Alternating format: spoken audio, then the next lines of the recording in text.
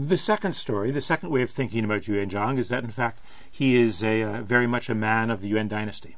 He is born under the Yuan. He is raised, in fact, in many ways as a military man. He's a rebel commander. He rises to lead the strongest of the rebel groups, vanquishes his rivals.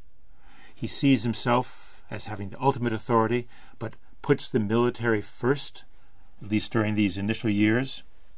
Not only that, he adopts the Yuan notion that people have obligations to the state by birth. So one of the things the Yuan did was offer the notion of hereditary castes, that people had certain rights by virtue of the family they were born into, and those families would have these obligations in perpetuity. Particularly families or households that were called military households were expected to always provide sons for the military. And Yuanzhang continues that. He creates, in fact, a military nobility as well as a series of military households to supply the armies. And this works fairly well, in fact, into the 15th century.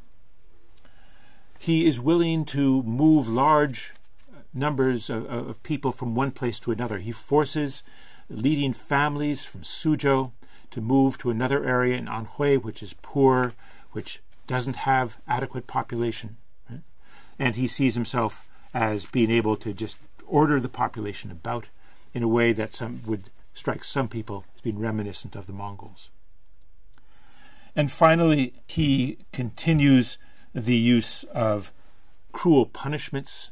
He continues the use of paper money from the Yuan. There are all sorts of things he's doing, in fact, that look very much like a continuation of the Yuan. And there's more we can tell you about as well.